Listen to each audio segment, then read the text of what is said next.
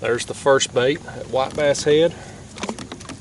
It's a small white bass, so I ain't gonna get but 2 baits out of it.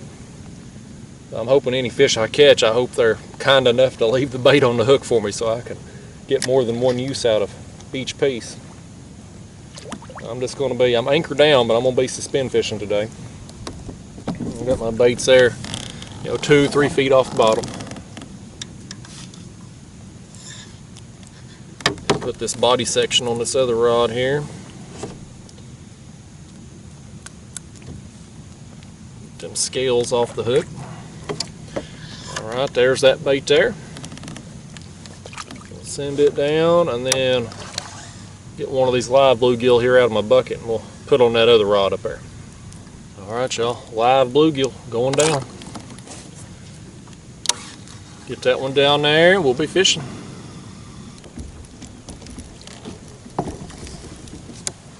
Got one on right here maybe. Just hitting it. Just pick up on him. Yeah, he's on there. That's on that head piece of the white bass. It's still right here before dawn. The sun ain't come up yet. Hopefully I'm going to get several fish moving through here. That's my hope anyway. We'll see. Oh, look at that, a little flathead. I'll take that. That's a good way to get things started. Alright, a little flathead to start the morning off. Fish number 1.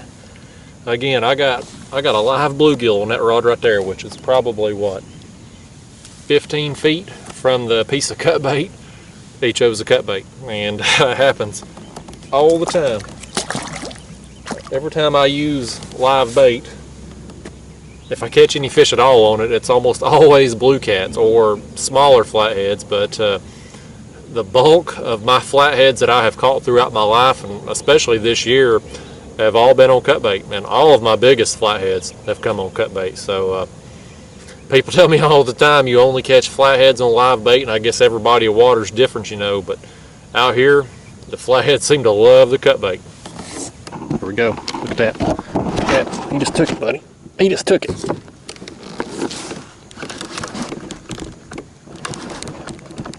That kind of acted like a flathead the way he hit it, but we'll see here in a second when we get him up here. The rod tip was kind of just hit very lightly, and then it just slowly went over. Pull him up here, see what we got. Yeah, another little flathead right there. Alright guys, that's a baby flathead right there. Look at that. He's just a little feller. They cute when they little like that, ain't they? I guess I could turn that light on. It might help us see things. Still a little dark out here, but again, that one's on the cut bait. I got that live bluegill just sitting there. This one ate the cut bait too. Uh oh, that other rod right there got hit. Look at that. Let's let this one go. Yep. Let's pick up on that one. Reel down. Nah, that one didn't hook up. That one didn't hook up. Let me just check my bait here. That bait's still on there. Alright. Yeah, we're getting a little bit of action here. That's 2 flatheads in a row.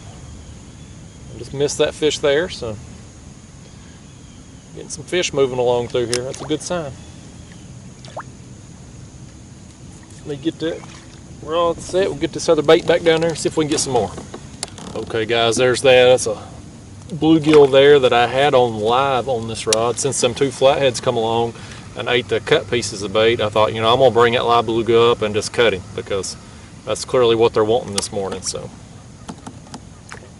send that cut bluegill down there and see if we can get something on it. There we go. Fish on.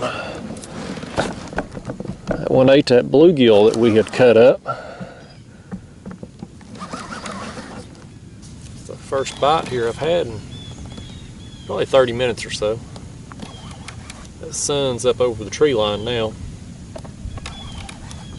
I've still got those same pieces of white bass that I caught them other 2 fish on them other rods. Like I said earlier, that was the only white bass I got left for my other trips, so try to get the most use I can out of it and recycle those baits. See if we can get this one up here and take a look at him. I'm taking my time since it's fishing so deep here. Again, this is 48 feet of water that I'm in. I like to bring them up slow, let them decompress that swim bladder. There we go, blue cat.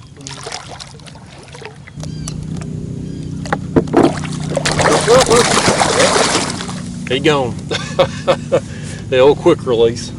He said he didn't want to look at you all at that camera. Let me bait up another bluegill here and we'll see if we can find one that's a little bit more photogenic. Alright, let's send us another bluegill down there. Once again, that's another one I just cut in half. We'll send it down, catch us another one maybe. Show. Oh, let's get him there. Let's reel him in, see what we got. That one is on the white bass body section. It's the second fish now that's hit that one. This one's gonna tug a little bit now. This one's a little bit stronger than the other ones. Oh, look at that now. Look at that. He's got some strength to him. When I first picked up on him, I didn't think he was all that big, but now I'm thinking he's a little bigger than what I at least thought he was. Yeah, guys, this one's, when I first saw the rod bend over, the way he was acting, I didn't think, well, it's probably just another little dink, you know. But now that I've gotten 30 seconds, a minute here into the fight, I'm thinking he's a little better fish than what I had thought. I like it when they surprise me like that. Man, he's gonna pull some drag. I'll tell you, that's another question I get asked frequently is, how often do I switch my baits out? And you know, ideally, I'd like to switch them out at least every hour, just keep them fresh, especially in the summertime when the water's hot like it is. I think it's like 86 degrees today on surface temps. But, you know, there's days where I'm short on bait, or, you know, a day like today where I come out here with only one white bass. If I get this bait back on this fish, I'm going to use it again, you know. I'm going to keep using it, and I may soak it several hours. It just depends, but I've caught fish like that where I've had bait soaking for several hours and fish come along and eat it. I'm curious to see what this one looks like. He's definitely, like I said, bigger than what I thought he was going to be when I first picked up on the rod. But I still don't know exactly how big he is or what he is. I saw a tail. That's actually a pretty big tail that I saw there. Golly bum, now I think he's getting madder the closer he gets to the kayak. Oh yeah, guys, look at that. Look at that, that's a big old blue cat. Big old blue cat, man. He did not act like that when he hit the rod tip. I mean, when he first hit it, there was like, you know, waving around there, and that's typically a small blue cat. And even when I first picked up on him, I was like, ah, this fish ain't that big. He immediately just started kind of rolling down there. I think that other rod just got bumped too. But the longer the fight went on, the bigger this fish felt. Alright guys, let's bring this beast in now. I'll tell you what, that's a good fish now. That is a good fish. That right there is probably well, we'll measure him here and find out, but I think that's probably going to be the biggest fish I've caught in 2 or 3 weeks. Let's hold him up. Look at that. And what are the odds I'm facing into the sun too, so I can actually get a pretty good picture for once. That's just good luck right there. Yeah, man. I'm telling you, when he first hit that bait, I thought, well, I got a dink on there, but the longer the fight went on, the bigger he felt. Alright, well, I'll tell you what, let's do. Let's throw him on here on the board, and we'll get a length on him. and then send him back home so he can go down there and get even bigger. Alright guys, there he is. He is every bit of 41 inches. That is a dang good fish, and you can see the girth on him there too. My measuring board's 10 inches wide, and he's every bit of it. Good fish. Alright y'all, one final look at him. 41 inches, man. That's a solid fish. Alright, let's send him home before he goes wild here. Come on out of here, Mr. Blue Cat. He's kicking, there he goes. He's out of here, man. Well, that's a good fish. Okay guys, so that last fish got my white bass body section. I'll put a bluegill head on that, just a fresh cut bluegill head. We'll drop it down, see what it'll do for us. Got hit. There it goes. There it goes.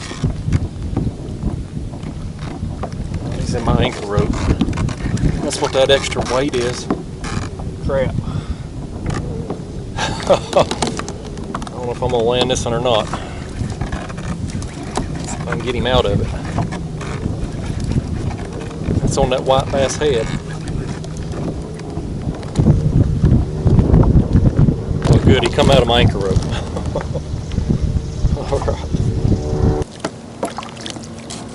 Alright y'all, there he is.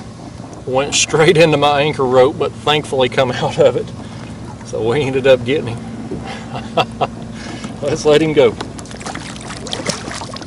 That one ate that white bass head that had been soaking down there for, let's see what time it is now. It's 9:55, so that thing had been on there for almost 4 hours. They come along and chose that over the 2 pieces of bluegill I got there.